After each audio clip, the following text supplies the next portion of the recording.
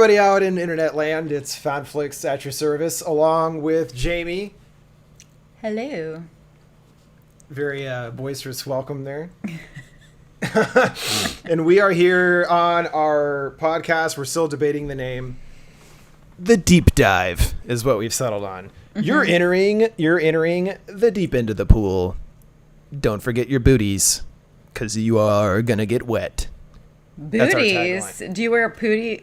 Do you wear booties in the pool? The deep end of the pool? In this one, you do, because this is a pool that you don't ever get out of. Oh, like deep sea diving boots. Like deep sea diving boots. See, it's exactly like the magnetic fields. Yeah, exactly. See? So that can be our intro music. Oh, that'd be good. Yeah. That'd be good. So yeah, that's our name so far, but if you have some better idea, let us know. The reason we're brought here today is for not just the most anticipated Spider-Man film, but possibly the highest hyped Marvel movie of all time. Not Spider-Man No Way Home. Everyone thought that was going to be like what saved cinema. Like we all were like, save us, Spidey, please. And then it ended up being a total joke. Just a disaster. I know, like, who thought of having, like, Tobey Maguire, Andrew Garfield, and Tom Holland, like, and, like, doing their thing? Like, why do people think that I would want to see that? Like, I don't want, like, what? Morons. That's the problem. So, basically, this turd just comes out. It doesn't even make any money. It only made, like, 1.3 bill or something.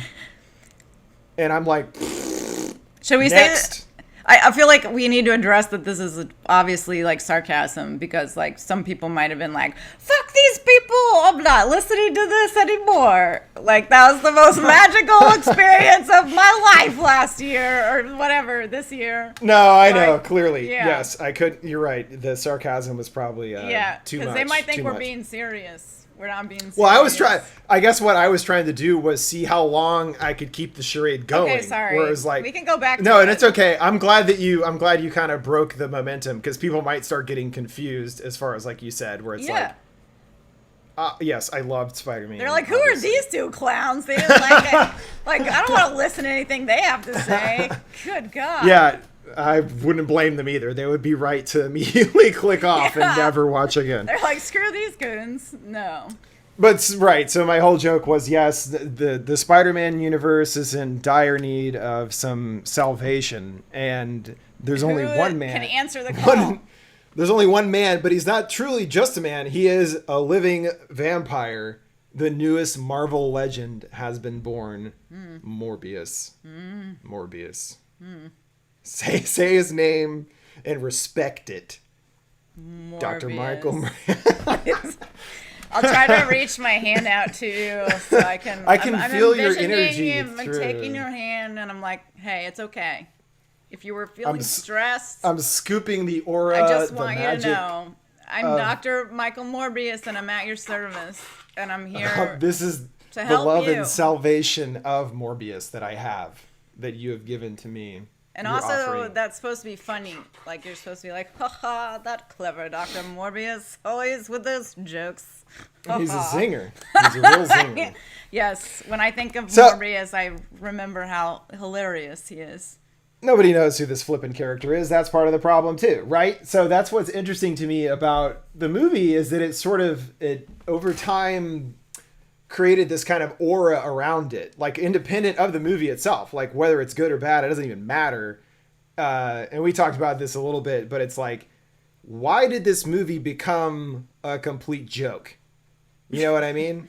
Because I'd seen, and that's what I was trying to do. I was trying to keep that momentum up at first, where it's like people calling it, it's hashtag Summer of Mobius and stuff, or Morbius, sorry, Mobius. They need to get another guy to name these fools, because we got Morbius, Mobius, that's Owen Wilson and Loki or whatever. Oh, and then there's Morpheus. Morpheus has nothing to do with anything, but I keep thinking of Morpheus. You know what I mean? Yeah, well, need a whole other name. There were some Matrix references in there. I mean, again, like the whole like red and blue thing. Like, is he going to be red? Is he going to be blue? And then he was Right. whatever with the blood. Oh, yeah. Yeah, That's like, true. are you going to drink That's the true. red blood or the blue blood? Mm-hmm. It's true. The synthetic blood. So- But so, right, yeah, we'll get more into the movie itself. Hold your horses. I know that you're dying to talk about everything Morbius. Everything. Yeah, and I know. trust me, we'll get there. But I just, when it And comes so to Jared Leto, it's, that's one of the things. So why did this movie become an internet joke or just like a joke at large? We talked about this. It got delayed so many times. That's part of it. It should have already come out, and 10 other things have come out, and we've long put Morbius behind us. But I'm not sure if that is the actual number, but I believe that it was delayed 7 times. And we still, even the pandemic, would still go see movies frequently enough that we would see the Morbius trailer every time. yeah. But then it would change when it was coming out. It's like, man, I can't wait for January. So flipping Morbius is out and I don't have to think about it. And then it's like, nope, now it's coming out in April. And I'm like, oh my God, another 4 months of Morbius trailers, you know? Yeah. Well, so how many times do they have to change that hashtag from like summer of Morbius to like winter of Morbius, Yeah, spring of whatever. Morbius, They fall should of just- Morbius all of 2022. Like, All the Morbius. we'll get there. Yes. So I think that's an aspect to it, is that it's just people are like sick of seeing the same thing with this Morbius guy. They already don't know who it is. And again, the trailer's not like Speak wonderful. for The yourself, buddy. I'm not scared. I know. Calm down. But so to speak to your point about the whole Jared Leto thing, where it's like he's just a weird fucking actor guy. Like there's plenty just in like a unfortunate like weird stuff with the 30 Second to Mars cult stuff and him dating girls that are way too young.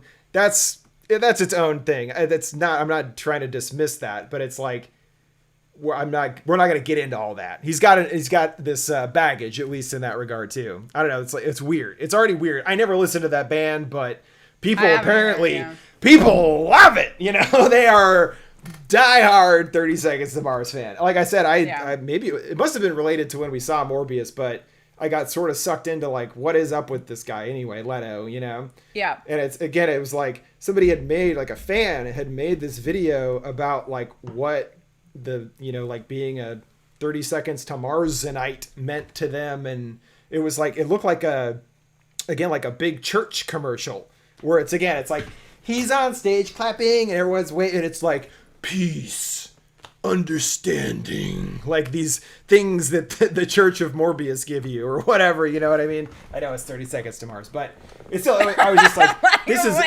was this pre-advertising from Morbius? Could have been. It was the long game. Credit to Jay Letts on that one. But so there's already all this stuff. It's weird. He's a weird guy. But then it's like he's one of those method actor guys too. So it's like, and I don't think as a concept that I think it's like total hogwash necessarily, but it's like how you apply it.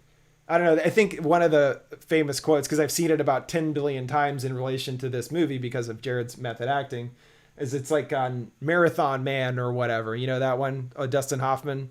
Oh, I fucking love that movie. Excellent. The pulling excellent of the movie. teeth. Ugh. Absolutely. Yeah, Yes. absolutely. Yeah. Of course. Yeah. But so Hoffman is a method actor, and there was some scene where it was supposed to look like Hoffman had stayed up for days. And so Hoffman stays up for days. He like literally lives that himself because he wants to get into that mindset. And I'm pretty sure that it's Laurence Olivier is who he's talking to.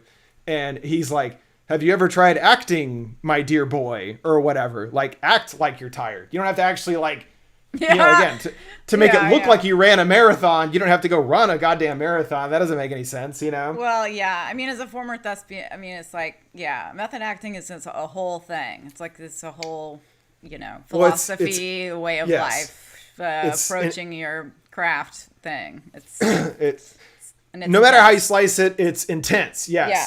And so there's always been, especially in recent times. That's why I don't think that it's like as Jared Leto's gotten older, he's become like more of a weirdo. Or he's like leaned more into it. Yeah, yeah. As we had talked, because even I feel like people like, or again, it's like the movie's a joke, so they're also saying Leto's a joke, which maybe he is in his own right. But I also there's been plenty of movies that Jared Leto's been amazing in, you know? Yeah, no, he's got some chops. Like, yeah, so like Dallas Buyers Club. I think he didn't of course. Win Best Supporting Actor, supporting maybe? Actor. Yeah, I thought he did. Pretty sure. Or he was at least I'm nominated. pretty sure. Yeah. At least nominated. Yeah. Point being, yes, there's all that stuff too. But then, so the method thing, and I guess even for Dallas Buyers Club, he obviously purposefully lost the weight to be able to play the character and stuff. It's like, again, so that's Christian Bale, like machinist. Yes, type machinist of thing. Yeah, I get that. I get that. Whatever. But yeah, there's like some respect owed there a little bit, right? Sure. Where it's like you're dedicated enough to your craft that you're like willing to do this ungodly thing, or basically manipulating traumatizing your body. Yeah. Well, so I get that, whatever. But then when it comes to another one of the many jokes under the rainbow of Morbius related is Jared Leto was in the worst DC movie. Now he's in the worst Marvel movie because he was in the first Suicide Squad as Joker, and his Joker sucked. Like no one's here to.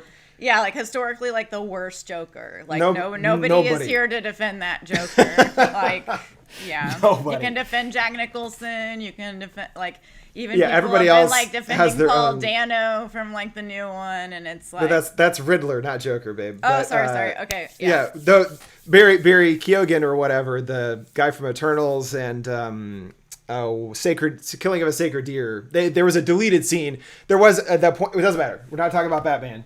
Okay. We're not here to talk about Batman. We're here to talk about Batman. You see, because he's part. that's the appropriate reaction for that joke. A confused chuckle. Yeah. That's all I would warrant. So when it comes to method acting, do you need to method act as the Joker in order to play the Joker? Like, did Heath Ledger feel obliged to go blow up some buildings so that he would know what it felt like to blow up a building? Probably not. But so that's, again, it became notorious in a sense that on the set of Suicide Squad that he went too far with it. That's the whole thing. It's like you're sending people dead rats and used condoms in their trailers. It's like, this is a professional operation here. Like, we're trying to, there are millions of dollars being spent on this movie, and you're like, doing your little tricks. And it can be funny, but it's also just, it's unnecessary implementation of method acting. Yeah. And so that's another thing that I didn't realize. I mean, you can't tell on screen. So when it comes to Morbius, he did the same thing. He literally, to the entirety of everyone's inconvenience, I forgot about that. He literally used the little leg guys so that anytime they were filming, it's like, yo, Jared Leto, hey, we're going to film a shot. And he's like, oh, give me a moment. They're like, Leto! We got this much time on set. It's like hurry up, time buddy. is money, dude. We are burning daylight, buddy boy. And he's like, I am Morbius. Exactly. And you're like, of course you are, Jared. Looking good. Looking real good. But so I'd read this too, that it became such a frustration for the people, the filmmakers, that they were at least able to convince him to let them put him in a wheelchair when they took him to like take a whiz or something. Because it literally would take so long of him on his crutches to, you do a take and then you got to reset a light and it takes half an hour just for the work. And then you got to call for Leto in his trailer and he's like, oh, well, just give me a moment. I mean, it's like, bro. He's like, where's my railing for where I'm going to exit my trailer? I got to go down my ramp. So it's again, there's no need to go that level. And that's the point is, like I said, to preface that, you couldn't tell. It doesn't make his performance as Morbius better. Yeah, you weren't like, wow. God, Jared Leto must have just like really dedicated himself to his craft for like the preparation of this movie. And like, because it's like, you're not like watching it and being like, this man deserves an Oscar or like something. Yeah. No, I know. Yeah. So that's part of it too, is that it's just like, there was no need. Like, I don't think somebody could, like, walk on crutches in a film that well for the 5 minutes that he's on crutches in the film to, like, be able to do that unless he clearly had studied walking on crutches for, like, 6 months or something. I mean, if a guy in a movie is going to pretend to walk on crutches, then he should always be pretending to walk on crutches. I mean, that's the assumption that everyone is under, right? What? Again, that's the Leto enigma just aspect of the whole movie. Like, who is this man? This mask. What's up with that guy? Figure. Yeah. And then perhaps most damningly is the Sony impact, that side of things. Sony is notorious for just screwing the pooch, dude. Like they keep screwing up their golden goose, essentially. They have Spider-Man, who basically is the most popular superhero, prints money and will print money until the end of time. You can doesn't take much to make shitloads of cash off a Spider-Man movie. With Spider-Man in it. Importantly, though, you got to actually have Spider-Man there. But so they already, again, even just back to even the Tobey ones, they announced that there was going to be a Spider-Man 4, ended up canceling it. You know, it was going to have Vulture and whatever and stuff. And so it's already, fans are still pissed 10 years later about it. And then they reboot it. And then they dick over Garfield. So they dick him over. You only get 2 movies. We waste your entire second movie inserting little hints and little, pipe laying for future installments that now will never come. And basically like cripple your movie because of their grander universe that Sony is, fumbling their way into trying to create in some form, Whereas meanwhile, Marvel MCU all day long is just like, yeah, all of our shit's connected. We've been doing it already for 15 years. Right. How haven't you figured this out? Yeah. And so I think, when it comes to what Sony's plan is now, is they basically, again, they make an actual Spider-Man movie, and you get actually Marvel being involved, and that's a whole other setup than now they're doing. Again, we got Morbius, and then we got Kraven the Hunter and Madam Web or whatever. It's just like, again, you're doing all these Spider-Man villain movies. Where the hell is Spider-Man, dude? Because even at this point, like, I don't even know which Spider-Man they're allowed to use in the Sony movies. Like, it has to be Tom Holland, but he's got... It's a nightmare, is my point. And so when it comes to Morbius, it's already like he's in his own separate entity out there in La La Land. But then in the trailer, they make it even more confusing with... there's the graffiti of Spider-Man that says murderer on it, but I think it's actually Tobey Spider-Man. And then they got the Daily Bugle in there, which makes you think it's the Venom ones. And then Michael Keaton as the Vulture, but Vulture's from the other universe. So how are we going to get this guy over to this thing?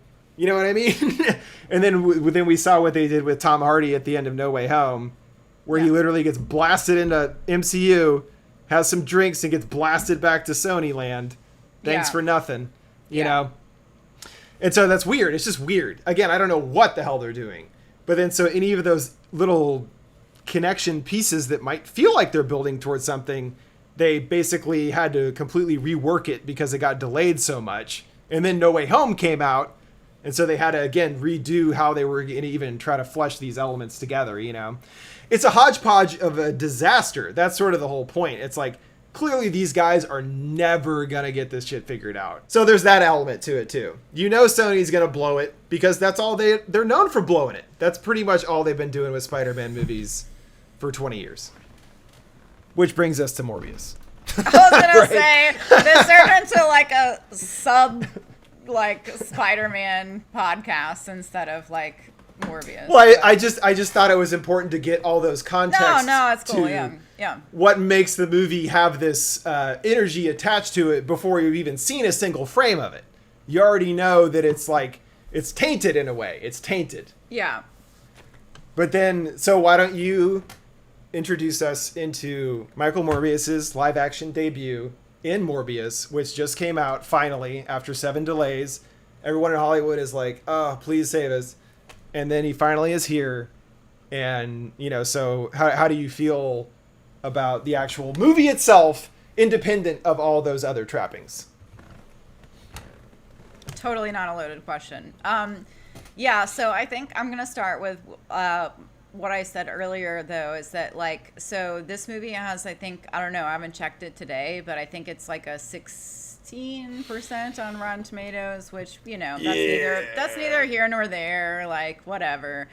But it still means something, but yes, go ahead. Yeah, but so and based on the trailers, which I already was like, I just never felt confident like seeing the trailers, I was always kind of like, oh, this could be really good, but this costs to be really bad.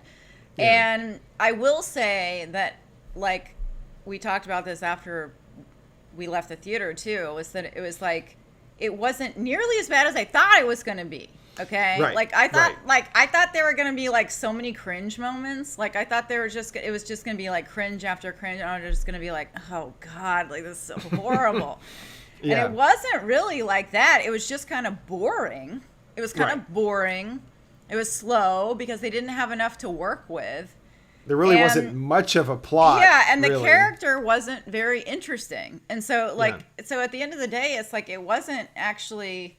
I mean, yes, Jared Leto's method acting ultimately amounted to nothing because I didn't really, like, harness an attachment with this character or anything. But it wasn't bad in a sense of, like, oh, my God, that's one of the worst things I've ever seen to deserve the rating that it's got. But...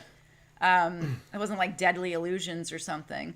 Oh God! But it was also just like, why was this movie made? And what were we like? Who in the final like editing cut or whatever was like, oh yeah, this is good. You know, like I mean, it's just one of those things where you're like, this just really shouldn't have ever even like made it to the big screen because it's just not very good. It's just, and it's not because of. It's because of all these things added up, but it wasn't because it was just like, again, like cringe or something. Like the dialogue wasn't horrible. Like there wasn't like a single pinpoint for me other than it was just like boring and there wasn't enough material to work with and y'all didn't develop the characters. And that was basically how I felt. Right. So it's more just like a lame, typical superhero origin movie than like the worst movie on the planet or something like that. Like in our childhood, has a reputation for. Yeah, it would have been like a straight to video movie. Like it would have been like, this is already just on video, go rent it. And in today's world, it's on streaming or something. But like, I don't feel like it needed like a theatrical release. It was just not warranting of that. The other thing comes back to Sony again because there's only so much stuff they own, and so like I don't know what they have, and so we don't know is the intention by the end of all these random ass villain movies that it's like now we're doing the Sinister Six and we're finally gonna bring in like a Spider-Man to fight him, or you know what I mean, you don't know what the hell they're doing, and that's part of the problem too, Well, yeah, because they have the whole. Well, I don't know if we're allowed to talk about the after credit scenes, but no, we have to talk about those because that's part of what's so funny about it.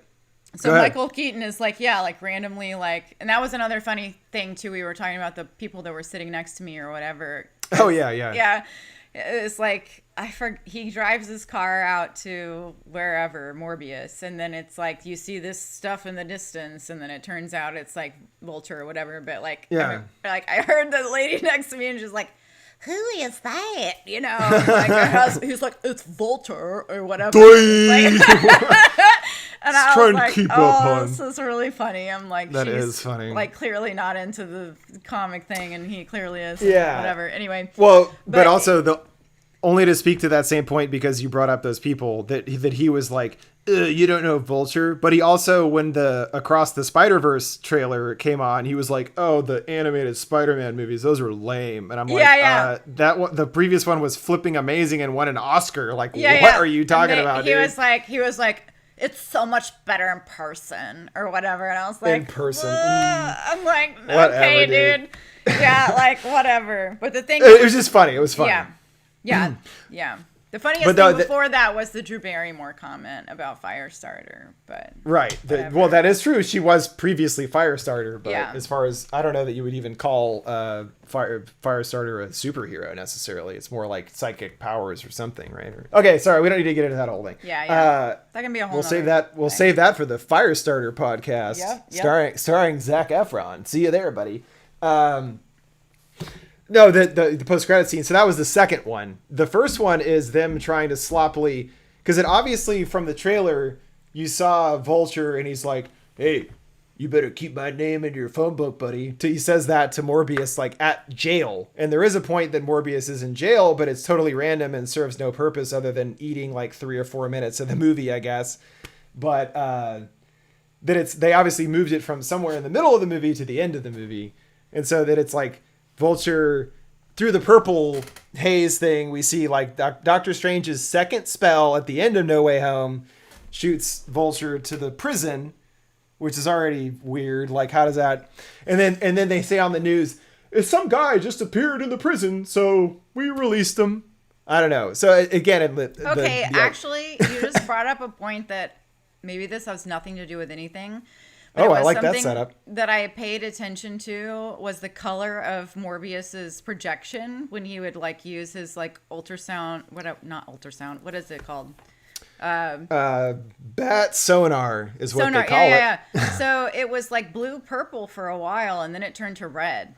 And so I'm like, was the blue purple because of Doctor Strange involvement? And then after that was exited, I don't know. Maybe I'm giving them too much credit. I don't know. Yeah, probably. But they also they literally in any of these movies they can't even say the name Doctor Strange because it's owned by they can't even.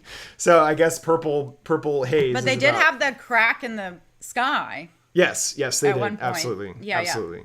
Yeah. But it is just funny too, where so then it's like you're used to that with superhero movies, especially where there's a post-credit scene and it's building things up, but then it's like this is the sloppiest setup for a sequel. But we also don't know, like you said, the driving scene, was it a predestined meeting with the Vulture out in the desert? Yeah, like why was he driving there in the first place? But it's like maybe he was just fleeing the police because that's the position that he's in by the end of the first movie, is basically like they think he did all this stuff and so he's on the lam or whatever. But it makes it seem like he just randomly runs into Vulture in the middle of the desert and he's got his stuff. But that some people were saying that because there was at the end of Amazing Spider-Man 2, there's the first Sinister Six tease of 9 million of them apparently, where you see like a Scorpion outfit and Vulture before they had Michael Keaton Vulture. But so people were saying that it looked more like the Amazing Spider-Man 2 suit at the end of Morbius, which I can even tell that your brain is like, why do I give a shit about anything you're saying? Well, no. It's just so convoluted. It's ridiculous. So that's the thing, is it's like they have to. Anyway, the real crime though is Michael Keaton. Oh, you're good, babe. You're good. Michael Keaton comes in and he's like, "Hey, I don't even know what I'm doing here, but I think it's got something to do with Spider-Man. You want to find him?" And Morbius goes, "Intriguing."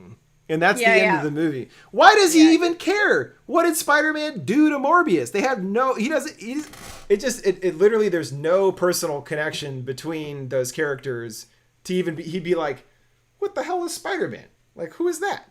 You know? Well, and then the whole thing that they just didn't like, obviously they were trying to set it up for a sequel, but like Martine, I think, the lady doctor, he was clearly his love interest, like throughout the whole thing. Like they're clearly interested in each other, like care about each other, like whatever. Even she basically saved him at the end, right? She gave him her blood to save him. She was his bait by right. We haven't even talked about Milo, but he knew that they had a connection, which is why he used her to lure him, because he knew that he would totally go there to save her because he cares about her. And so then as she's dying or whatever, you know, he's like, she kisses him and cuts his lip. Totally. So it's like because she's a doctor and she's been like studying all this stuff the whole time. So she knows what's up, you know? Yeah. So it's like, clearly she did that on purpose, like knowing that she was profiting her coming back to life. But that's kind of weird too, because it's like, oh, so it can bring people back to life, but he's the living vampire, but she died and comes back anyway. But she does, so that's the whole thing. So you leave that scene and you're like, oh, she's dead, but why did she do that kiss thing? And it's like, well, clearly because she's going to try to come back. And then and so then it is that she comes back, and you're like, just in that random montage at the end, it's just like her eyes shoot up and you're like, okay. I don't know. I don't know. It's funny because even like you said, we haven't really discussed the plot itself, but it's like there's really not much of one. It's basically like him and a buddy, since they were kids, have a disease with their blood, and then he figures it out with bats, and then he tries it, and it's got side effects. Oh no, I gotta drink real blood and I'm running out of time. And then his buddy is like, hey, I want it. And Morbius is like, no, it's probably not a good idea. And then he's like, I'm gonna do it anyway. And he likes to drink blood. And Morbius is like, no, I like fake blood because I don't have to kill people. That's the whole movie. So there you go. Continue. That's it. Yeah, well, no, that's the whole thing too, is that like his whole claim to fame is that he invented a plasma yeah, it's like fake blood, like True Blood or something like that. Yeah, exactly. And so it's like that's why he's famous, and because he and Milo had some disease that they had to have blood infusions constantly in order to stay healthy. Yeah. But we didn't even talk about like Milo's whole like his frequent dance scenes and actually, yeah, those were pretty good. They were pretty good. I mean, he looked like he was having a really good time filming them. Yeah, that is absolutely. So I think that like I'm honestly not apologizing to the audience. Like, I'm not a huge new Doctor Who fan. Like, I grew up on old school Doctor Who, and that will always be Doctor Who to me. Sure. But I know he was like, whatever. Anyway, so Matt, whatever, his name is Matt Smith. Whatever. Matt yeah. Smith. And so, but he was funny and like entertaining and charismatic and like, but it seemed like he was just like having fun. Like he was like, right. I'm just going to do this role and like have fun with it. I don't give a shit, you know? And he did, because of dancing and that's true. Yeah. It was amusing. It was ridiculous. It was very cheeseball, like very cheese. But that's it's like ball. Yeah. Matt Smith. Fitting with Doctor Who. Matt Smith knew what movie he was in. Yeah. Jared Leto's trying to play chess or whatever. He's like, no, we're just playing checkers, buddy. Like, you don't need to get all crazy on me. I can just like have a good time as a goofball and turn into a vampire and eat people and dance around or whatever, you know. He's probably like eating a cheeseburger in his trailer and like just enjoying life. And Jared Leto's like, I can't get to the thing. So hungry. Yeah. Yeah, Jared Leto actually drank blood to play Morbius. No one knows that. But really? I wouldn't. No, I'm just kidding. I'm such a sucker. I wouldn't put. The whole thing is that if an article came out, not even about Morbius, because I feel like he would have already. Did you know that Jared drank? No, he's been drinking. He's been drinking blood the whole time. That's right. The thing, is that it wouldn't have been for Morbius. It's been like right. since the 90s or something. Yeah. Because he was preparing for the role. He was born for Morbius, dude. He's just been waiting. Cult thing at his concert for 30 Seconds to Mars. Yeah, it's true. That's the real reason. It's all been his entire career has been building towards Morbius, and I'm really excited for him to have that come to fruition, and I'm excited as an audience member to watch it. That. Just see, you can see the life coming out of the screen, and it's like, Jared Leto is here with me, and I feel his strength and his energy coursing through my veins, just like the sweet blood that he loves so as Morbius, the living vampire. Okay, but I have a question. So, actually, because I don't remember this. So, what was this movie rated? Was it PG-13? PG-13. Okay, I was going to say, I think it was. And so this, I feel like, is like one of the biggest downfalls of superhero whatever, comic book character, whatever movies, genre, how you want to classify that. But, like, you can't do a movie about blood and all this stuff and do a PG-13 version. Like, that's just, I mean, and I get the whole whatever, it's going to reach a larger audience, like, blah, blah, blah, blah. But, like... But there's times when it's appropriate to make an R-rated movie. You know, when it comes to the characters or the source material, right? That's the whole thing, is that you're sanitizing the source material by making it PG-13. Right.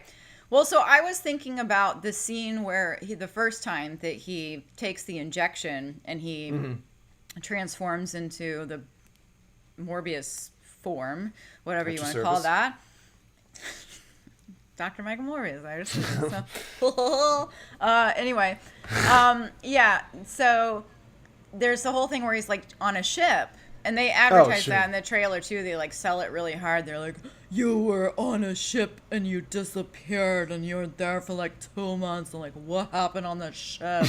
And you're like, oh my god, what did happen on this ship? I don't know. I gotta know. But so then when you find out what actually happened on this, it's not really interesting. It's like very not interesting. It's like killed some people. Yeah, there's like this long thing where it's like almost like Aliens or something, like where it feels like they're like going in with all the military and like all it's like these mercenary like, guys. ammo. And they're like, we gotta save the ship. What's going on the ship? Oh my god! And then he's just like I can crawl on the ceiling and whatever. Yeah. And here's some mist, and guess what? I'm gonna get you through the mist. And then you're like, oh, okay, this is what the buildup was? Like, for all that mystery. Yeah. Yeah. Well, and that might have been chopped around too, because as I recall in the movie, it wasn't like 4 months. He like jumps off the boat and just like swims to shore, I guess, and gets back to work. He just goes back to his office. But that's what happens in the movie. And then that's another thing that you had said multiple times when you talked about this is like, at what point did the cops not be like, oh, we gotta find this Morbius guy. Where is he? Maybe at his office? Like, did we try there? Have we looked? Yeah, like, did we never even think about maybe going to the office? Like, there is even a point that they've visited him at his office, but they still, like, can't connect him to what happened, I guess. But then there is still a point when they know they're looking for him, and he goes back to work at his office, and they still aren't there. Like, you'd leave a cop behind. Like, yo, just in case Michael ever comes back to his office, let's leave, like, Sergeant Jerry behind just to make sure nothing stupid happens. But it's like they're literally, again, it's like FBI or CIA or whatever, and they're always like 5 steps behind a guy who goes to the 3 same places over and over. It's like, did you try Milo's house? Did you try his office? Or did you, like, the sandwich shop down the street or whatever? Like the same 3 places. No, we didn't. I guess they didn't. I'm like, y'all suck. Well, it's I don't know. It's just another one of. It's just another element to the movie. No promotion. You didn't. What do you mean, Morbius? You didn't. You don't want to give. You didn't even think to go to his office. But they did. They did think to lure a cat by shaking a cat litter box. That's FBI at its finest, right there. Yes. Because we talked about that too. It's like that's just a weird moment. But it's like if you've ever owned a cat, it doesn't make sense. That's why it's not even. Again, it's not like. This is the stupidest thing I've ever seen in my life. It's just like, it literally makes no sense if you've ever had a cat. Yeah. Like we talked about this too. It's like, get a bag of treats and you shake it. Yeah, you're going to have 10 cats running at you at full sprint.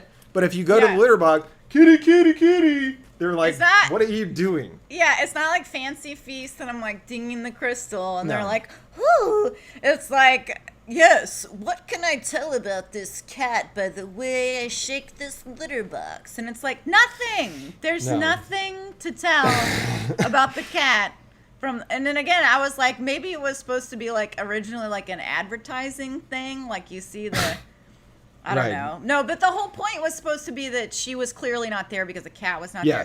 But because Morbius is like, I think there's a cat here. Let me jiggle this. Well, I think the bigger issue to me was that nobody on set went like, what are we doing? Like, again, are we trying to lure the cat? Maybe they did. And the guy's like, get the hell out of here. You're fired. And he's like, you're going to shake that litter box until that cat comes, you know. And then it never came. And they're still filming it today. I don't know. Yeah. It's just a weird moment. It's a weird moment. There's nothing like rational or like logical that you can like derive from that situation. Like it's like, what were you like estimating the amount of turds in the litter box, and so like that would maybe like give you an idea of how many days the cat hadn't like no like I'm already like way going into the weeds and overthinking it. It's like no, there's no reason to do that. Like you could have just like seen the litter box and just been like, a cat was here. That's all we needed. That's all we needed. Yeah. Anyway. I don't know. No, it's funny though. It's just another odd moment. Yeah. Where it's again, like we talked about that a lot too, and I think even before we filmed this, because it was a while ago we actually saw the movie, but you were like, why does he tell the guy I am Venom? Why does he do that? And I was like, I don't know. He's like trying to scare him, but then he says, Dr. Michael Morbius at your service, but like why even reference Venom in the first place? other than that's one of the few characters that you legally are allowed to. Because it made me think of it because it's the Al Madrigal guy, the FBI agent or whatever that does the cat thing. But he's also the one that goes, I haven't seen something like this since San Francisco. And you're like, oh, that's Venom, obviously, because that's where those movies are. And see, even those movies are like disasters. Like the second Venom was like 82 minutes long. Like this isn't. How did you even? But it's still better. It's still amusing. And it's because it's Tom Hardy is excellent. And he's got his weird style of acting. And his dichotomy with Venom is really funny. And so it's like that works really well. And yeah, the rest of the movie around it is kind of like nonsense and like cut to the absolute bone content-wise.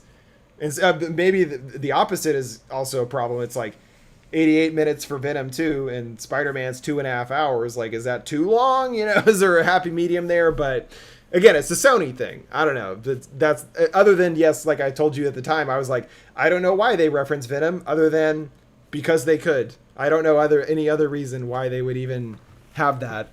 And then cut it. Cut it.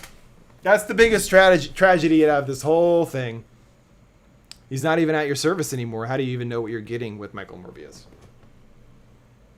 Yeah. I don't know. Yeah. See, again, the actual... Go ahead. No, I just think that that's even funny, too, because, like, if you actually think about that tag phrase, like, you think about, like, oh, I'm just your friendly doctor, da-da-da. You're like, oh, is he, like, volunteering at, like, the homeless shelter? Is he, like, doing, like, is he, like, really involved in the community that you would be like, oh, yeah, Dr. Michael Moby, you did so much for me and my wife. And my kid was sick, and you, like, took him to Disney World. Like, great. Thank you, actually, it's and funny. So you're like, who? What does that even mean? Like, what does that even mean? It does make it sound like he's like a helpful presence in the neighborhood. But one of the few strong elements of the movie was him and the little girl, Anna, that was also sick with the same thing. So he did do that. Yeah. They did, but that wasn't like it wasn't like he found her on the street and saved her or something. It was just like he was helping like a little girl. And that was one of the stronger elements of the movie. That's all I was going to say. I think it was actually her death that propelled him into being like, I have to figure this out, you know, like I have to find a solution to this, and I'm going to take that next deep dive. Breakthrough. No, just a plunge, you know, to like figure that out. Then he rents the boat and gets out on international waters. Yeah. I mean, even just that, like saying a phrase like, in order to do his illegal experiments related to blood and bats, he has to go do surgery out on a boat in open international waters. Like that already just like as a sentence sounds like completely insane. Gobbledygook. You know what I mean? Yes, complete gobbledygook. Yeah. But it still did all right. That's the thing, is that I think another reason that people get upset or annoyed is that people say it's a new Marvel movie. Like, you know, I basically drag you to every Marvel movie or any even remotely big release to some extent. But people don't know the difference. They think, oh, Marvel, it's the same Marvel. And like, no, that's what Sony's trying to do. They're trying to trick you. They're trying to pull the wool over your eyes. And that's what Sony does best, is they try to trick you to get your money. But it still made $40 million. But that's also half of what Venom 2 made in its opening weekend. Interesting. So that's not great either. You know what I mean? Yeah. But so that's another element to it, that it's like people, it's like a, what do they always say? You got the wish.com version of Marvel or whatever. It's like you thought you were ordering this, and this is what comes in the mail. It's Dr. Michael Morbius, you know? Anyway, yeah, so I think the movie itself is just middling. It's not even really like worth the hate and attention that it's gotten. But like I was saying in the beginning, I think it's because of all these other things swirling around it, and especially the Sony thing, that makes it take on this grander, figure or something, in a sense. You know, it's just it means more than the movie itself. The movie's whatever. It's fine. It's not great, but it's not, again, the worst thing ever either. Yeah, and there you go. All that I hope is that I hope those absolute wizards over at Sony can find a way to top themselves in Morbius 2, Living Dead Rising, Not Spider-Man. There's not going to be Spider-Man. We know that. They at least need to come in, like, have Spider-Man come in for, like, one scene. They're in the middle of a bank robbery. You don't even see Spider-Man at all the whole movie, and Spider-Man just swings in, fucks all their shit up, and then he just swings out. And that's it. They don't even have to have Tom Holland. They could literally just be a flippin' cartoon, a CG. Hey, it's me, Spider-Man, and then he's gone. But that still at least gives the villain a reason to even be pissed at Spider-Man. He hasn't even interacted with any of these characters at this point. And he probably never will, because Sony's going to totally blow it again. Anyway, all right, I'm done. I'm done with you, Sony and Michael Morbius. I mean, I think if anything, like, this movie brought me joy because, like, every time you get, like, a boo-boo or something and I, like, need to, like, put Neosporin or a Band-Aid on you, I'm going to literally be like, hey, it's me. Let's talk to Michael Morbius at your service. Please don't do that. Why? I think it's really funny. It is funny, but it's just... But they cut it out. So maybe that's the thing. You know what we need the Leto cut. Where's my Leto cut at? Where it's like 4 hours long, and it's got every time that he went to craft services on his crutches to get a bagel, and everyone's just like, wow, Jared Leto, you're so strong and brave. And you know, I don't understand why they chose to end the theatrical trailers with that precise cut, because I was always just like, it always left me feeling confused. Like, I was like, am I supposed to be am I supposed to think this is like funny? Am I supposed to think it's like endearing? Like, it was, I remember it was always just basically me being like turning to you in the theater and being like, what? And then I go, like, and then, I'm like, I don't know either, bud. Yeah. I don't know and either, I'm bud. like, okay, thanks, friendly Dr. Morbius, I guess. I don't know. So confused. I don't know either. And clearly Sony hasn't got a clue either, but I think we've at least illuminated everything that there is under the umbrella of Morbius and his wide reach in Hollywood, at least for now. Well, that wraps it up for this time. How did you guys feel about Morbius? Did you go see it? If you did, how many times? And what's your favorite quote? How many times? How many, and what's your favorite quote that's not in the movie? I don't know. Yeah, it can't be from the trailer. Not from the trailer. So not, Tombs or whatever. You make sure to keep my number, Dr. Michael Morbius, or whatever he says in the trailer that's not in the movie. How great was that Michael Keaton impression, by the way? You better keep that number in your phone. It's me, Michael Keaton. Wow, wow. Well, tune in next week for Morbius Part 2. It'll be a 4-hour-long episode. I forgot I got Venom behind me. Hey, Michael, I'll see you next time, buddy. Catch you on the flip-flop. Thanks for watching our long-ass, in-depth podcast thing on this ridiculous movie. If there's anything else you'd like to see us cover, let us know down in the comments below, and we'll keep an eye out. We also were considering, we're kind of trying other styles with these long-form contents and things like that, and one thing we thought of was doing was like even a weekly, like what we watched this week, and doing like a quick rundown, because we usually end up watching a number of things, and usually I don't end up making videos on 90% of them, but there's still stuff to talk about. So does that sound like something y'all watch? Let us know, and we'll see you next time. Say bye, Jamie. Bye, Jamie. I was waiting for that. I was literally sitting there going, she's gonna say bye, Jamie, because I set it up. We're basically an old vaudeville act.